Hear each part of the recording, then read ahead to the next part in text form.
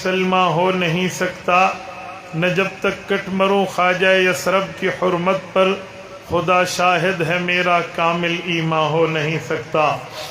معزز دوستو، آج 8 ستمبر 2022 بروز جمعرات ہے، اور دارالعلوم دیوبند ثانی اور ملت اسلامیہ خصوصاً ملک پاکستان کی عظیم علمی روحانی دینی درسگاہ جامعہ دارالعلوم حقانیہ اکوڑا خٹک سے تعلق رکھنے والے غیور مسلمانوں، آج خاتم النبیین صلی اللہ علیہ وسلم کانفرنس سے معنون اس پروگرام میں شرکت کا موقع مل رہا ہے۔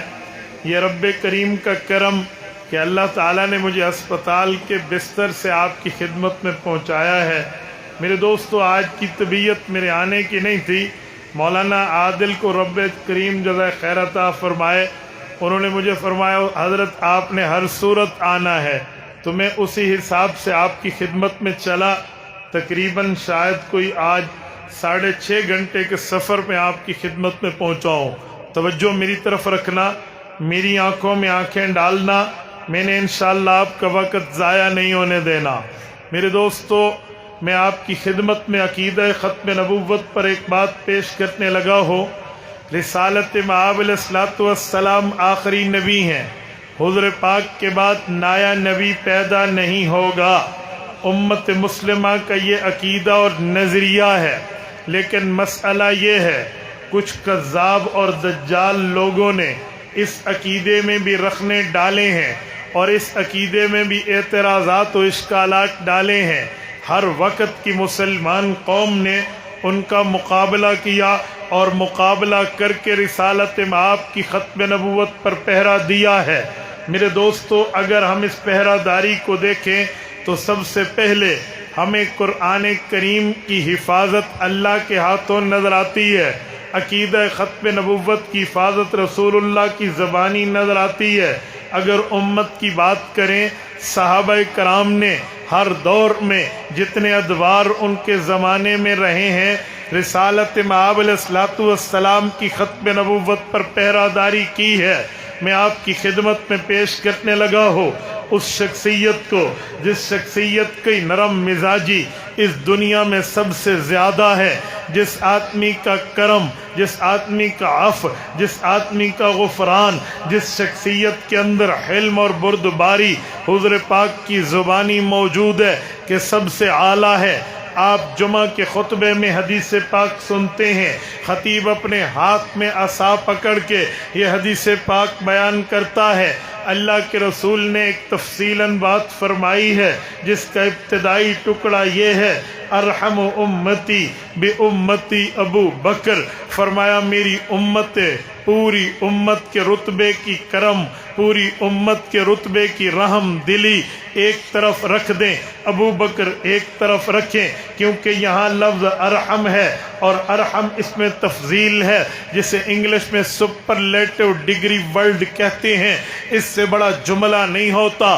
تو ارحم امتی سے پتہ چلا پوری امت اتنی رحیم اور کریم نہیں ہے، پوری امت کے دلوں میں اتنی رحمت اور کرم نہیں ہے، پوری امت کے اندر اتنا حوصلہ نہیں ہے جتنا حوصلہ رب نے اکیلے ابو بکر صدیق کے سینے میں رکھا ہے۔ یہ ابو بکر جو اتنا نرم ہے، یہ ابو بکر جو اتنا شفیق ہے، یہ ابو بکر جو اتنا کریم ہے۔ آؤ میں دیکھتا ہوں عقیدہ ختم نبوت پہ اس کی پہرہ داری کیسی ہے، کیا اس کی نرم مزاجی عقیدے پر غالب آئی اور اس نے ختم نبوت کے تحفظ میں کوئی دقیقہ فروغ گزاشت چھوڑ دیا ہے یا کوئی نرمی دکھائی ہے، یا عقیدہ ختم نبوت پہ ابو بکر صف اول میں نظر آتے ہیں۔ میرے دوستو، رسالت مآب دنیا سے رخصت ہوئے، اللہ کے نبی کے دنیا سے جانے کے بعد اگر یمامہ کی بستی کو دیکھیں تو یمامہ کی بستی میں ایک شخص پیدا ہوتا ہے جس کا نام مسلمہ ابو بکر صدیق نے فرمایا اینقص الدین وانا حی، پیغمبر کی دین میں کوئی کمی آئے ابو بکر زندہ رہے، ایسا نہیں ہو سکتا۔ حضرت ابو بکر نے لشکر کشی کی ہے یمامہ کے اوپر، حضرت ابو بکر صدیق نے مسلمہ سے مقابلے کے لیے ختم نبوت کے جرفروش شان صحابہ کو بھیجا ہے۔ میرے دوستو آپ اور تو چھوڑیے، تاریخ ابن کثیر اٹھائیے، البدایہ والنہایہ کھولیے، حضرت ابو بکر صدیق کی خلافت کے باب کے تحت امام ابن کثیر رحمہ اللہ نے لکھا ہے مدینہ منورہ سے لشکر چلا ہے، یہ وہاں یمامہ میں پہنچا ہے، حقانیہ کے غیوروں اور خیبر پختونخوا کے مسلمانوں، اللہ تعالیٰ آپ کو مدینہ طیبہ لے جائے، آپ کبھی یمامہ جانا، وہاں سے 1000 کلومیٹر سے زائد کا سفر بنتا ہے، اور capital of the kingdom of Saudia, سعودیہ کے دارالخلاف ریاض سے 90 کلومیٹر دائیں سائڈ پر آج بھی یمامہ کی بستی موجود ہے۔ یہ مسلمہ کذاب کی بستی ہے، اس سے مقابلے کے لیے حضور پاک کے صحابہ گئے ہیں۔ خدا کی قسم ان صحابہ کرام کا جذبہ دیکھیں، عقل دنگ رہ جاتی ہے۔ یہاں صحابہ کرام کا مقابلہ مسلمان نہ کر سکا تو ماہ بھی گزر سکتے تھے، یہ اندر بند ہے، باہر صحابہ ٹھہرے ہیں، وہ مزے سے زندگی گزارے گا، کھاتا پیتا رہے گا۔ اب کیا کیا جائے؟ اب صورتیں دو تھی۔ امام ابن کثیر فرماتے ہیں ایک درجہ رخصت کا تھا، ایک درجہ عزیمت کا تھا۔ رخصت کا درجہ یہ تھا کہ یا تو واپس ہو جاؤ اور یا انتظار کرو کہ جب ان کی خوراک ختم ہوگی، مہینہ 2-3 کے بعد لشکر باہر تو نکلے گا قلعے سے، پھر مقابلہ کر لینا۔ پیغمبر کے صحابہ نے ختم نبوت پہ پہرہ داری کرتے ہوئے اس رخصت کے طریقے پہ عمل نہیں کیا، بلکہ راہ عظیمت اپنائی ہے۔ حضرت انس بن مالک رضی اللہ عنہ پیغمبر کے جلیل القدر محدث صحابی ہیں، حضرت انس کے بڑے بھائی ہیں حضرت برا بن مالک، انہوں نے ہاتھ کھڑا کیا اور سرف روشان صحابہ سے کہا میرے دل میں ایک بات آتی ہے اور میں خود کو اس مسئلے میں سب سے اول درجے میں تیار کرتے ہوئے کہتا ہوں، تم لوگ مجھے جیسے کیسے تیسے اٹھاؤ، اٹھا کر قلعے کے اندر پھینک دو، میں قلعے کے دیوار پہ چڑھ جاؤں گا، وہاں سے چھلانگ لگا کے قلعے کا دروازہ کھول دوں گا۔ مسلمانوں، خدا کی قسم کھا کے کہتا ہوں، یہ پرانے زمانے کا گویا فدائی حملہ تھا، یہ عام بات نہیں تھی۔ ایک بندے کو اٹھا کے کافروں کے جمگٹھے میں پھینک دو، ہو سکتا ہے وہ اس کو شہید کر دیں، ہو سکتا ہے وہ بچ جائے، لیکن اس بندے نے اسلام پر، حضور پاک کے دین پر، عقیدہ ختم نبوت پر تن من دھن کی بازی لگاتے ہوئے صحابہ کرام کو یہ آفر کر دی۔ فیصلہ طے ہوا، انہیں ڈھال پہ اٹھایا جائے گا، نیزوں کے ساتھ نیزے باندھ کر بڑے بلند کر کے ان کو دیوار پہ چڑھا دیا گیا۔ انہوں نے دیوار سے چھلانگ ماری، 80 سے زائد زخم تیر اور تلوار کے ان کے جسم پہ آئے، لیکن یہ دروازے تک پہنچنے میں کامیاب ہوئے ہیں اور زخمی حالت میں اس قلعے کا دروازہ کھولا اور مجمع صحابہ اندر داخل ہو گیا۔ آج آپ جائیے یمامہ کی بستی میں جہاں مقبرۃ الشہداء الصحابہ موجود ہے، وہاں پر حضرت برا بن مالک کی قبر مبارک موجود ہے، اور وہ آپ کو اور ہمیں آواز دیتے ہوئے کہہ رہی ہے، اے مسلمانان پاکستان، تم نے مذہب کے نام پہ ملک لیا ہے، تمہیں رب نے جوانی دی ہے، اللہ نے تمہیں بولنے سمجھنے سننے کی طاقت دی ہے، اس سمیت اور طاقتیں بھی تمہارے پاس ہیں۔ حضرت برا گویا کہہ رہے ہیں میں اپنی بیوی بچوں سے مدینہ منورہ سے 1000 کلومیٹر دور رہ کر پیغمبر کریم کی ختم نبوت پر پہرا دے سکتا ہوں، تو تم کیوں نہیں دے سکتے؟ کہ ہماری غیرت سے سوال ہے۔ میرے دوستو، پیغمبر کے صحابہ نے جب اندر داخل ہوئے مسلمہ کذاب کا مقابلہ کیا، سب سے پہلے حضرت معاویہ بن ابی سفیان فرماتے ہیں میں مسلمہ کے قریب گیا، اسے دھکا دے کر نیچے گرایا۔ حضرت وحشی بن حرب ٹھہرے تھے، پیغمبر کے وہ صحابی ہیں جن کے ہاتھ سے حضرت حمزہ کی شہادت ہوئی تھی۔ امام ابن کثیر نے لکھا ہے حضرت حمزہ کی شہادت کے بعد جب یہ ایمان ایمان لائے۔ حضور پاک نے فرمایا وحشی تیرا ایمان قبول ہے، تو مؤمن ضرور ہے، تو صحابی ضرور ہے، لیکن یاد رکھنا میرے سامنے نہ بیٹھنا، مجھے اپنے چچا جان یاد آ جاتے ہیں۔ حضرت وحشی کہتے میں اس بات کو دھونا چاہتا تھا تاکہ کل قیامت میں اللہ کے رسول کا مقابلہ کر پاؤں۔ حضرت وحشی بن حرب کہتے ہیں قتلت خیر الناس ثم لاجل ذلك قتلت شر الناس، میں نے یہ طے کیا تھا مدینہ سے چلتے ہوئے کہ اگر میرے ہاتھوں سے حضرت وحشی کہتے ہیں میرے ہاتھوں سے حضرت حمزہ کی شہادت ہوئی ہے، اوے وحشی بن حرب پھر تو بھی اس مسلمہ کو مار، حضور پاک کے اس دشمن کا کام تمام کرتا کہ قیامت میں حضور پاک کا سامنا کر سکے۔ اور حضرت وحشی نے وہ نیزہ مارا اور اسی حربے سے وہ مسلمہ گرا، اور اس کے بعد حضرت ابو دجانہ رضی اللہ عنہ نے اس کے سر کو قلم کیا۔ میری بات کا مطلب یہ ہے پیغمبر کے صحابہ نے یوں ختم نبوت پر پہرہ داری کی ہے۔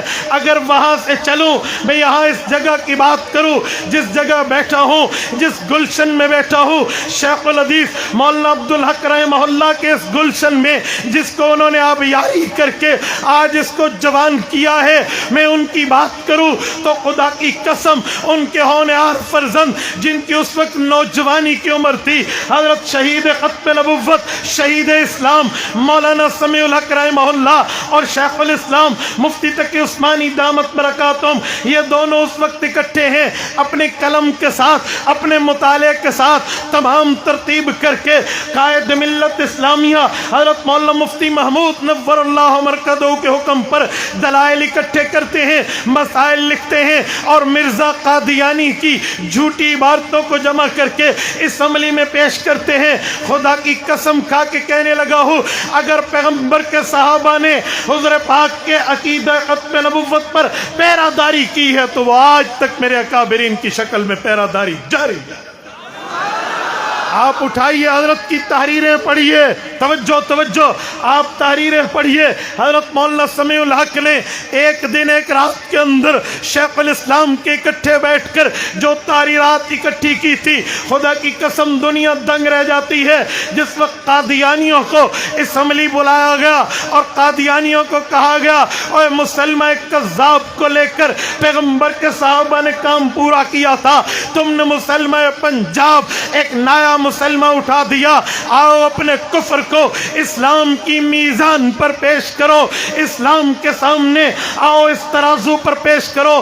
قادیانی آئے تھے، آپ 5 دن اور 5 جلدوں میں جو 13 دن کی کاروائی ہے وہ مولانا اللہ وسایا دامت برکاتہم کی تحقیق کے ساتھ چھپ چکی ہے، آپ اس کو دیکھنا۔ قادیانیوں کے 2 گروہ تھے، ایک گروہ مرزائی تھا، ایک گروہ لاہوری تھا۔ ان دونوں کو بلایا گیا، مرزائی فرقہ بڑا تھا تو اسے 2 دن ملے صفائی پیش کرنے کے لیے، لاہوری فرقہ چھوٹا تھا اسے 1 دن ملا صفائی پیش کرنے کے لیے۔ مرزا ناصر قادیانیوں کی ترجمانی کر رہا تھا، ڈاکٹر عبدالکریم یہ بندہ لاہوری مرزائیوں کی ترجمانی کر رہا تھا، اور ادھر سے شریف الدین پیرزادہ اس وقت کے منسٹر ہیں، فیڈرل منسٹر آف دا لا ہے، یہ بھی ٹھہرے ہیں، اٹارنی جنرل بھی ٹھہرے ہیں، اسپیکر اسمبلی بھی موجود ہے، اور اس وقت کی ارباب اختیار بھی موجود ہے، اور اس وقت چند علماء کرام جن کو غیور لوگوں نے منتخب کر کے اسمبلی بھیجا تھا،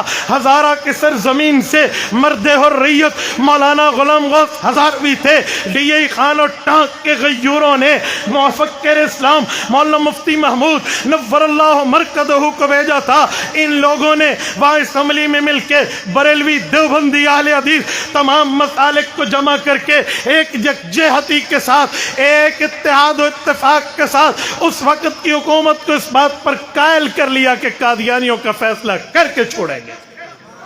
میں سمجھانے کے لیے کہتا ہوں، چند 6-7 علماء کو منتخب کر کے اسمبلی میں بھیجا تو قادیانیوں کا جنازہ نکلا۔ اے مسلمان، اگر اس روش پہ آپ چلتے اور قادیانیت کے ایجنٹوں کے مقابلے میں آپ علماء کا نمائندوں کو یہاں پر تائید کر کے اسمبلی میں بھیجو، یہ ہر فتنے کا جنازہ نکال کے دکھائیں گے۔ اللہ کے فضل سے وہ وقت دور نہیں ہے جب علماء کرام کی محنتیں خدا کی قسم انشاءاللہ برابر ہوں گی۔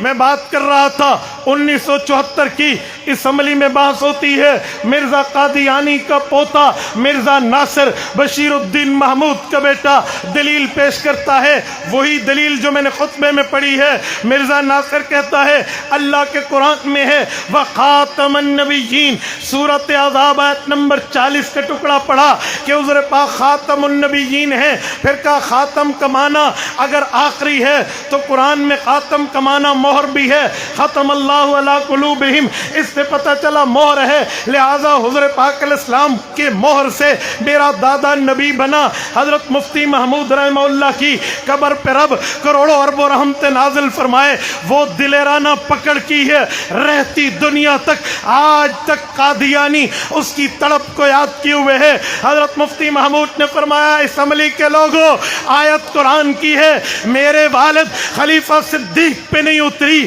اور اس کے دادے اور والد بشیر الدین محمود اور قادیانی مرزے پہ نہیں اتری، یہ آیت اتری ہے اللہ کے رسول پہ، سنا پیغمبر کے صحابہ نے ہے، اسے کہو پیغمبر کے صحابہ کے دروازے پہ جائے، حدیث پاک اٹھائے، پیغمبر کی جماعت سے پوچھے اس آیت کا مطلب کیا ہے۔ اگر اس آیت کا مطلب ہو نبوت جاری ہے اسے سچا لکھ دینا، اور اگر آیت کا مطلب ہو نبوت آخری ہے تو پھر انہیں کافر لکھ دینا۔ یہ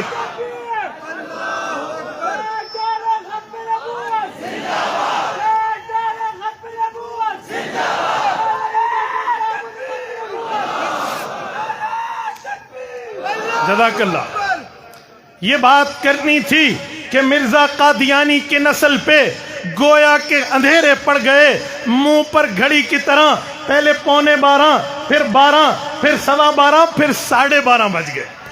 ہو کیا گیا ہے؟ حضرت مفتی صاحب نے مسند البزار کھولی، حضرت ابو ہریرہ کی روایت سامنے رکھی، صحیح بخاری کھولی، باب خاتم النبیین کھولا، اور کتاب الانبیاء سے حضرت رسول اللہ کا فرمان پڑھا کہ انا آخر الانبیاء وانتم آخر الامم۔ خاتم النبیین کا مطلب یہ ہے حضور کے بعد نبی کوئی نہیں، حضور کی امت کے بعد نئی امت کوئی نہیں۔ تو بڑے بے آبرو ہو کر تیرے کوچے سے ہم نکلے، یہ وہاں سے نکلے ہیں، اور اس کے بعد 7 سمندر دور بیٹھ کے انگلینڈ میں اپنے آباء و اجداد جو ان کے علمی روحانی آباء و اجداد ہیں اس انگریز کے قدموں میں جا کے پناہ لی۔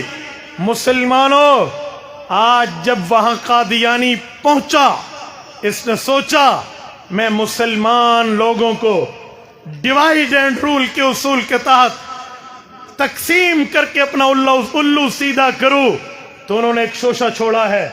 نوجوان میرا جو سوشل میڈیا پہ بیٹھا ہے، جس کے پاس سوشل میڈیا ہے، فیس بک ہے، ٹویٹر ہے، یا اس کے پاس انسٹاگرام ہے، یوٹیوب ہے، گوگل ہے، tune.pk ہے، اسے نہیں پتا کیونکہ یہ دین کا درد رکھتا ہے، دین کا علم نہیں رکھتا۔ مجھ سے ریلیٹڈ طبقہ مجھ سے بھی پوچھتا رہتا ہے اور یہ سوال کرتے ہیں کہ ہمیں ایک بات سمجھ نہیں آتی، اگر مولوی ہے مسجد میں بیٹھے دین پڑھائے، مصلی پہ بیٹھے نماز پڑھائے، ممبر پہ بیٹھے خطبہ پڑھائے، تبلیغ میں جائے، اللہ کے راستے میں بات پھیلائے، خانقاہ میں بیٹھے اللہ اللہ کرے، مولوی کا اسمبلی میں کیا کام ہے؟ مولوی اسمبلی میں کیا کرتا ہے؟ مولوی کا سیاست میں کیا کام ہے؟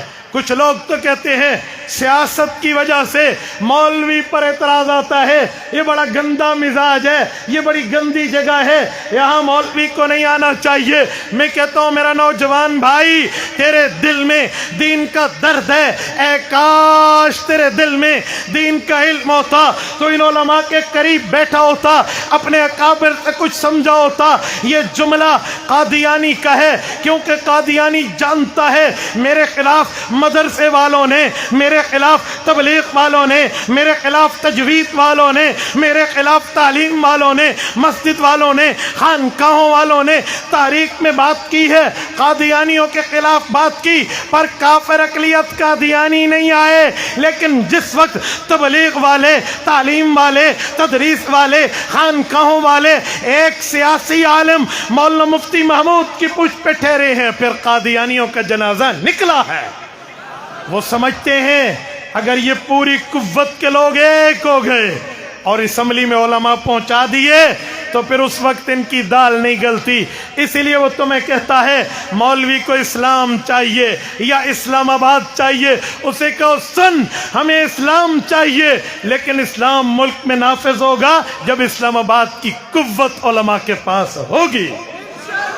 اور میرے دوستوں میں تمہیں کہتا ہوں جتنے لوگ بیٹھے ہو آپ اپنی آئی ڈیز کو خدا کی قسم ایک ہتھیار کے طور پہ استعمال کر سکتے ہو. آج سوشل میڈیا سے ریلیٹڈ ہمارا نوجوان اتنا سادہ ہے, سردار پٹھان کے لطیفے شیئر کرے گا, گانے شیئر کرے گا, فلم اسٹاروں کی تصویریں لائے گا. نانا ہوئے یاد رکھنا اللہ کا قرآن کہتا ہے سورت نمبر 36 سورت یاسین کہتی ہے وَتُكَلِّمُنَا أَيْدِيهِمْ, قیامت میں اللہ کے سامنے بندے کے ہاتھ بولیں گے.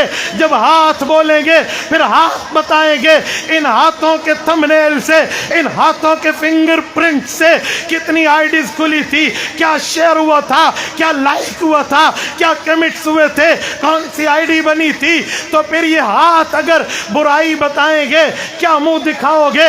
ان ہاتھوں کو اچھائی بتانے والا بناؤ اور آج کے بعد طے کرو آئی ڈی ہماری ہوگی, پیکج حضور پاک کی ختم نبوت اور اللہ کے دین کے لیے ہوگا. کرو گے؟ جتنے دوست بیٹھے ہیں ہاتھ کھڑے کر کے اگر تائید کرتے ہیں تو کر لیں. انشاءاللہ ہم اپنی آئی ڈیز کو دین کے تحفظ کے لیے چلاؤ گے, دین اسلام کے لیے چلاؤ گے, شریعت کی حفاظت کے لیے چلاؤ گے, حضور پاک کی ختم نبوت کے لیے چلاؤ گے, عظمت صحابہ عظمت اہل بیت کے لیے چلاؤ گے, اور دین کی حفاظت پہ اپنے پیکج اپنی آئی ڈیز اپنے موبائلوں کو لگاؤ گے, اپنی صلاحیتوں کو لگاؤ گے. تو میں ایک جملہ کہنے لگا ہوں, تم طالب علم ہو تب بھی دین کا کام کر سکتے ہو, تم دنیا دار اگر اسکول کے بندے ہو آپ اپنے اسٹوڈنٹ میں کام کرو, آپ تاجر ہو دکانداروں میں کام کرو, قلم کار ہو صحافیوں میں کام کرو, باقی ہر جگہ اپنی محنت اپنی طاقت اپنی قوت اپنی سکت اپنی صلاحیت کے بل بوتے پر دین اسلام کی خدمت کو اپنا حرز جان بناؤ. کرو گے؟ اور میرے دوستوں میں ایک بات مزید بھی سمجھانے کے لیے کہتا ہوں, آپ حضرات کو چاہیے عالمی مجلس تحفظ ختم نبوت کے پاس آئیں. حضرت مولانا اکرام الحق دامت برکاتہم موجود ہیں, قدر کرو, آپ ان کے پاس آؤ, ان سے آ کر کورس کرو, سمجھو ختم نبوت پر, پھر میدان عمل میں اترو. مجھے ابھی مولانا بتا رہے تھے کہ 3 دن بعد ان کی کڈنی گردے کا آپریشن ہے اور اس میں پتہ نہیں 1.5 اتنی پتھری موجود ہے, لیکن اس کے بعد بھی وہ مرد حر یہاں آپ کے پاس اسٹیج پر ختم نبوت پر پہرا دیتے ہوئے بیٹھا ہے. اپنے اکابرین کی قدر کرو, اپنے بڑوں کی قدر کرو. اور پھر میں ایک بات مزید کہتا ہوں, ہمارے اکابرین کی قدر اتنی ہے جتنے ہمارے غیور ہیں جنہوں نے ختم نبوت کے لیے اس وقت کام کیا. آج بھی قادیانی وہاں پر بیٹھ کے اس ٹوپی اور پگڑی والوں سے لرز رہا ہے. 2013 کا الیکشن تھا نا, اس سے پہلے مرزا مسرور کے پاس پی ٹی آئی کی ایک لڑکی نادیہ رمضان چودھری گئی اور اس نے کہا کہ ہم فریڈم آف دا ریلیجن دیں گے, مذہبی آزادی, ہمیں آپ ووٹ دیں, ہمیں سپورٹ کریں. تو وہ مرزا مسرور کہتے ہوئے نادیہ تو کیا ہے, جب پی ٹی آئی بنی تھی تو تیری جماعت کا چیئرمین عمران خان نے مجھ سے ووٹ مانگے تھے, ہمیں سپورٹ کرو, ہم آپ کو حقوق دیں گے. تو مرزا مسرور کہتا ہے میں نے اسے کہا سنو, اپنی قیادت پر سر فخر سے بلند ہو جاتا ہے. مرزا مسرور ہمارے علماء خصوصاً قائد محترم کے یوں پگڑی کی طرف اشارہ کر کے کہتے ہیں کہ میں نے کہا عمران خان جب تک یہ پگڑی والے اسمبلی میں ہیں تیری دال نہیں گلتی. والفضل ما شہدت بہ الاعداء, مزہ تو اسے کہتے ہیں کہ دشمن 7 سمندر دور بیٹھا لرز رہا ہو, اور میں نے کہا سن لو مرزے, قیامت تک انشاءاللہ اسلام رہے گا, قیامت تک اسلام رہے گا, قیامت تک پاکستان رہے گا, اور قیامت تک یہ قانون ختم نبوت بھی رہے گا, اور مرزا قادیانی کی ذریت پہ لعنتیں برستی رہے گی. اور میں ایک بات بڑے کھلے طور پہ کہتا ہوں, آپ کی قیادت, آپ کی جماعت آپ کے علماء ان کی محنت تھی کہ جو ریاست مدینہ کے نام پہ اسلام اور ختم نبوت پہ ناجائز حملہ کرنے والے ناجائز حکمران آئے تھے، وہ اپنی محنت میں کامیاب نہ ہوئے، یہ آپ کے علماء کو کریڈٹ جاتا ہے اس کا۔ اگر اس کے بعد بھی آپ یوں ان کے بازو بن کے ساتھ رہ کر آگے چلیں گے تو وہ وقت دور نہیں جب انشاءاللہ تعالی انہیں صرف اسمبلی سے نہیں ملک پاکستان سے بھی بگائیں گے۔ آپ تیار ہو نا انشاءاللہ؟ چلو گے نا علماء کرام کے ساتھ؟ جمعیت کی طاقت بنو گے یا نہیں بنو گے؟ عالمی مجلس کی طاقت بنو گے یا نہیں بنو گے؟ میں ایک جملہ سمجھانے کے لیے کہتا ہوں، سنو، 4 جماعتیں ایسی ہیں جس پر ہمارے سب کا اتفاق ہے۔ عالمی مجلس تحفظ ختم نبوت کی تمام جماعتوں کی ام الجماعات ہے، اس پر ہم سب کا اتفاق ہے، ہمارا مشترکہ پلیٹ فارم ہے۔ ایسے وفاق المدارس العربیہ ہمارے علماء کرام کے مدارس کا اتفاقی بورڈ ہے، اس پر سب کا اتفاق ہے۔ اسی طرح تبلیغی جماعت، اس پر ہم سب کا اتفاق ہے، ہم اس پہ چلتے ہیں۔ اور جمعیت علماء اسلام ہم سب کی مشترکہ جماعت، ان سب کے تعاون میں نکلے۔ میں نہیں کہتا آپ عملی سیاست میں ہیں، لیکن یاد رکھیں عملی سیاست والوں کی تائید ضرور کریں۔ میں پنجاب کی ایک جگہ میں جا کے کہتا ہوں کہ سنو، یہاں پر پگڑی والوں کے لیے کچھ مشکلات ہیں، اس کی وجہ یہ ہے کہ تم جمعیت کی طاقت نہیں بنتے، تم جمعیت کی طاقت بنو۔ یہاں پر 4 شیڈول کسی عالم کے لیے کوئی نام لے کر تو دیکھے، یقین مانے ہر آہٹ پہ علماء تیار ہیں، لیکن وہاں مسائل ہیں۔ میں اس لیے کہتا ہوں رہو مدرسے میں، بیٹھو خانقاہوں میں، کرو تبلیغ کا کام، تدریس کا کام، تعلیم کا کام، امامت و خطابت کا کام، لیکن یہ سیاست اسلامیہ پیغمبر کی وراثت ہے، اس میں بھی ساتھ چلو تو انشاءاللہ دین کے ہر شعبے کا تحفظ ہوگا۔ کرو گے انشاءاللہ؟ اور اپنے اکابر کی ختم نبوت کے لیے عنوان پہ کہہ رہا ہوں، اس پر تاریخ پڑھو۔ آپ کو چاہیے آپ تاریخ پڑھیں گے، عقیدہ ختم نبوت کے دلائل سمجھیں گے تو انشاءاللہ دلیل کی دنیا کے آپ میزائل اور ایٹم بم بن جاؤ گے۔ اقول قولی ھذا واستغفر اللہ وآخر